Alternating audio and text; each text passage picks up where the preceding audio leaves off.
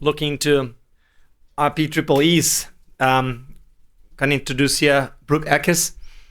He's a Senior Resource Geologist at Northern Star Resources with over 35 years experience in mining industry. After studying geology in the New Mexico Institute of Mining and Technology and completing a Bachelor of Applied Sciences at the University of Technology, Sydney, Brook began his professional career with roles in Kambalda and Laverton. Brook went on to work across Dundee, Brunswick, Lake Violet with companies like GCM, Normandy, and Newmont. Since 2024, he remained with Paulson's Gold Mine through its many owners, Nustar, Intrepid, and now Northern Star. Moving to corporate roles in 2012, gaining exposure to sites like Plutonic, Canandaigua, South Gal, Dundee, Pogo, KCGM, Carosodam, Thunderbox, and more recently Hemi. Brook's passionate about resource optimization, reconciliation, and improving underground mining outcomes. Welcome, Brook. All right, my talk about RPEEE, and in particular to show that using Maxipit and MSOs. So I was going to start the talk just about talking about change, but virtually every presentation so far has already done about change, talked about change. And my funny slide was a mid-90s drilling photo, one hard hat for three heads, there's a singlet, there's shorts, not a lot of fluoro. All these things have changed, just like everything else has changed. Old days of geomodelling and mining, paper sections, I'm sure some of you have done paper sections, polygonal estimates, average of averages, this wide, this high, this tall, this grade, all averaged together. A little chat about JORC and RPEEE, and also tools to use to show that RPEEE. And I'll run through a practical example. So what is RPEEE? The reasonable prospect for eventual economic extraction. That's another change. I remember just talking about RPE. This is a mouthful now. So JORC came about, which was mentioned before as well, after the Poseidon nickel boom incident. And there was a lot of talk backwards and forwards. I think the first pre-JORC came out in 1989. And certainly the JORC codes that I'm familiar with, and most of us, will be 2004 and 2012. Both of those had the same wording in regards to RPEEE. And there's a little difference, and I don't know if it's going to stay like that, but the 25 draft JORC code now says reasonable prospects for economic extraction. The eventual has been dropped, possibly because the eventual is pretty open-ended, pretty loose.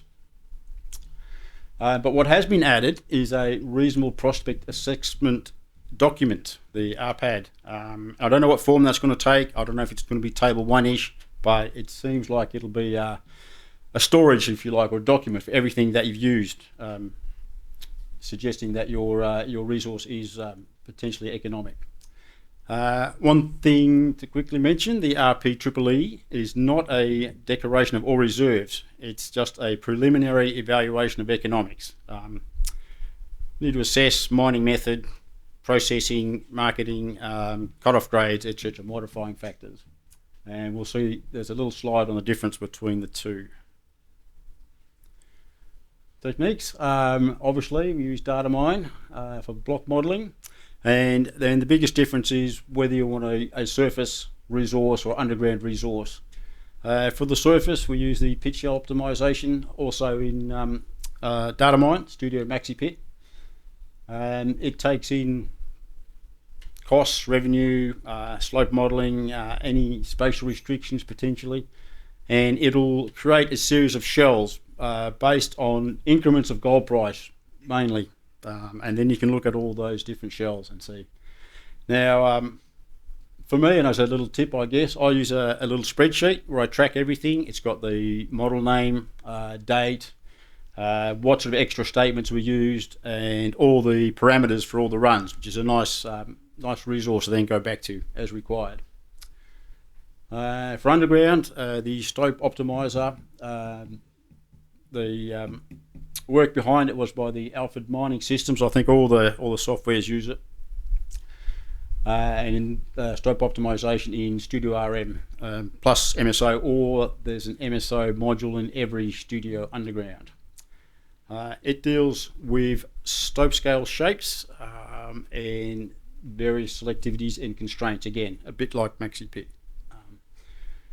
Another little tip, something I really like to do with the stope optimizer, and I think it was kind of mentioned before, once you've got a shell, you can use the stope optimizer to make bench sized blocks, replicating your ore blocks, your dig blocks, similar parameters. Variation process, we need a block model for starters, well estimated, with lots of geology background, of course. You need to decide, at its most basic, are you going to go surface or underground? Your economic parameters, gold price is fairly high on the list. Are there any royalties? What are your mining costs? What are your milling costs? What are your transport costs? And any constraints, that could be heritage, could be infrastructure, mill recoveries, pit slopes again, stope sizes for the MSOs. And the reporting strategy. Now, you can definitely argue both ways, diluted or undiluted resources. And just as a quick example, let's say you have a skinny high-grade lode, and if you've got a stope around it, you can report that entire stope as tons and grade, or just the part of the lode that sits inside that stope. One gives you more tons, less grade, and the opposite. And that's kind of like almost a company by company thing. I know internally we've argued both ways. I probably prefer the diluted. It's a bit closer to the ultimate reserve. Now, for a practical example of the two, this is a project. I had to take the name out and change the numbers a little bit. And this one was quite good fun. It's kind of a tricky ore body to start with. There's 4 mineralization types. There's up the top on the surface, which I would have thought was laterite, but apparently the guys have called it a transported. There's a series of little pits nearby. We have a supergene component, we've got the main lode, and we've got a series of smaller cross lodes, all variably mineralized. Jabba or Heath would be good ones to ask about how this was estimated. I trust they did it well. It looks good. Running our reported open pit and underground resources are as shown. We have an open pit and an underground resource, and we have an underground reserve, probably about 40% of the underground resource. Now on this one, because of different parameters used between reserves and resources, the engineers couldn't get an open pit reserve to fly, mainly because there's a lot of indicated in there, and we use a slightly different gold price. Now I think that'll change, but at the moment we only have an underground reserve, not a surface reserve. So in action, Maxipit. First thing to do, obviously, is get your model and do lots of checks. Maxipit is a little bit fussy about things it likes to see, and make sure you have a look at all your densities in particular, and if you've got the right variables. A lot of times you might have to run a series of extra scripts to get those in the right format. And again, I just chuck those in my little spreadsheet so I can get back to them next time. For the all the other information, again on the standard spreadsheet, mining costs, where's it going, what are the processing costs going to be, what's the mill recovery, gold price, all the same things we've talked about. Different royalties need to go in, whether there's any beneficial products you can add in, and the inputs there can be numeric or calculated. With that said, it can be simple. You can also make Maxipit as reservey as you like. And the example that I did there is I had to follow up a KCGM reserve estimation, and the big difference was getting all the parameters from the engineers, every little thing that they did. There's a lot more information, rock type based, depth based, machine based, and that could all be built into Maxipit, and it got a pretty good replication. Generally, we'll stay fairly simple. Process is also simple. The steps are laid out in the program. Prep, as before with the extra statements. Import the resource model, check again. run the economic model, check to see that's worked. I make sure that all my inputs are right, no typos. Run the optimization, check again, load them up on the screen.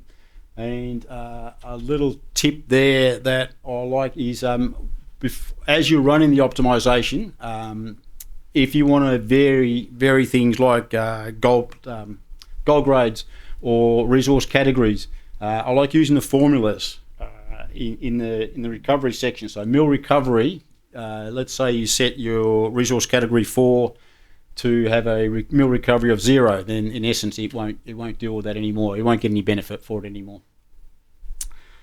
I've got a little comment on regularized versus non-regularized models. Maxipit will deal with each. I believe Whittle only likes regularized models.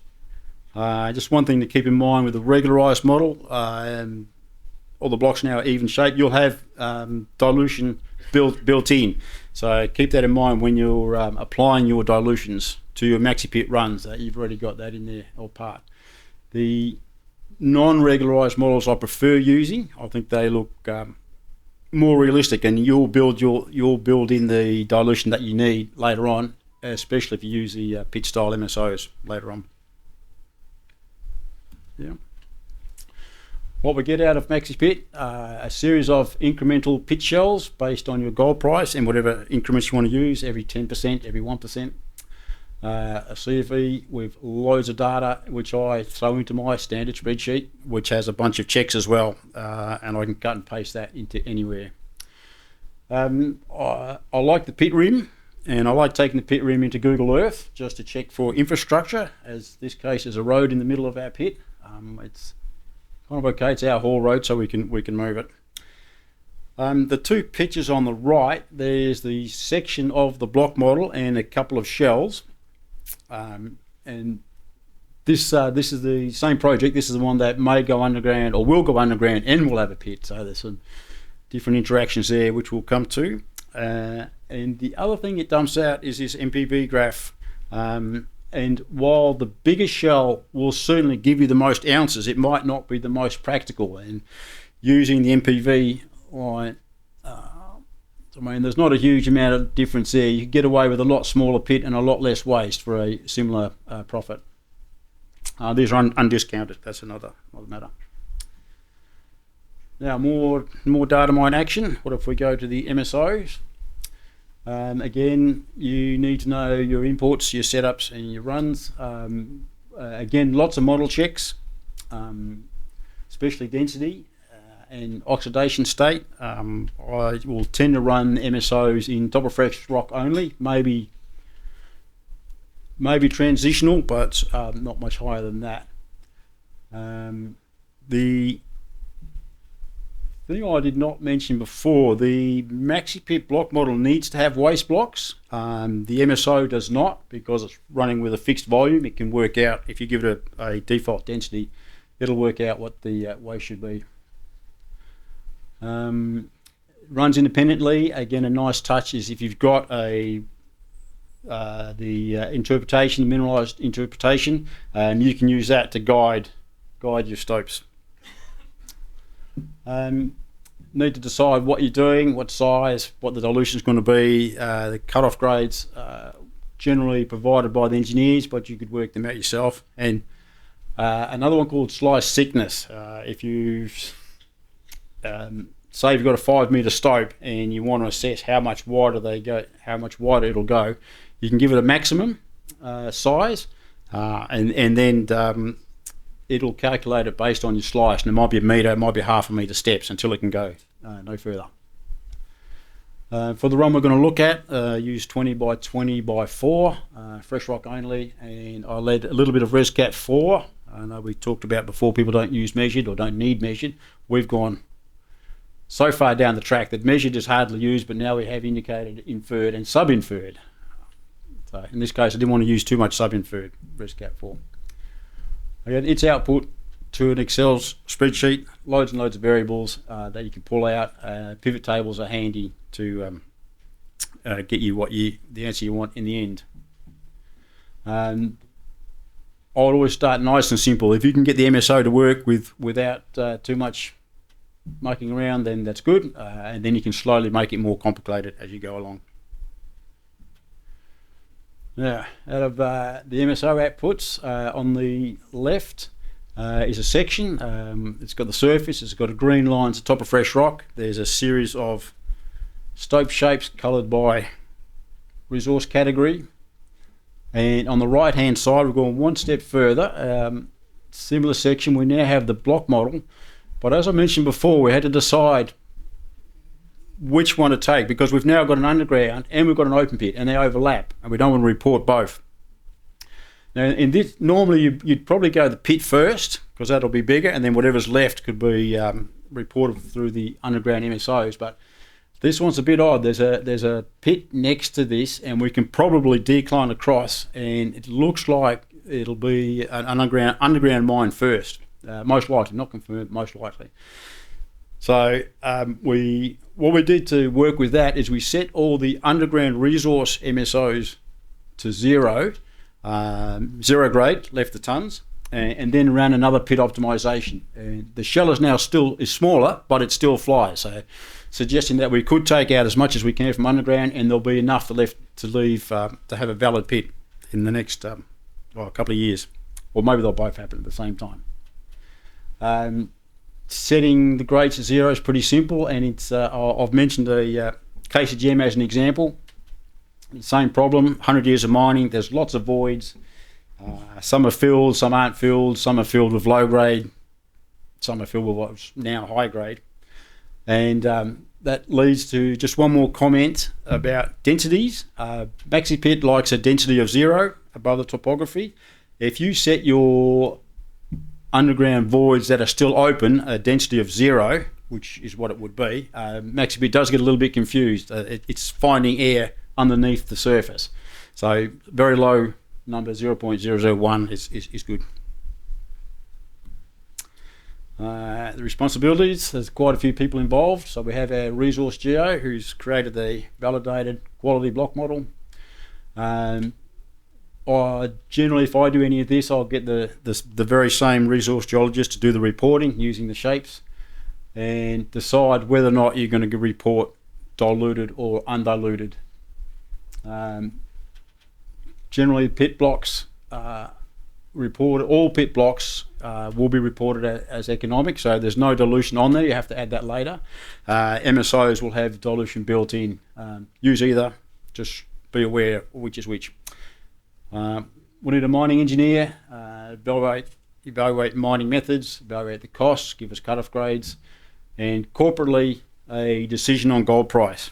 And I just had a little comment from someone today that Forestonian were using $8,000 per ounce for their resource, which is optimistic, but as long as it's noted. Tech services, maybe the METs, what's recoverable, what should we avoid, what should we blend down, how can we blend it down, and a CP to sign it off. Who needs to be aware of all of those. And also the RPAD, which I didn't mention that much, the reasonable prospects assessment document, which I don't know, maybe the panel will talk about later. Let's see. Key outcomes. We want a reportable resource that's got good economic backings. I also will run Maxipit or MSOs on exploration projects as soon as there's a block model, just to see if it's viable at all. Are the loads plunging a certain direction? Would it be better to focus on the pit side or the underground side? Very useful there. It's a pretty transparent process. You've got justifiable assumptions. They're noted. They can be passed on. You can do lots of sensitivity work with your cut-off grades or anything.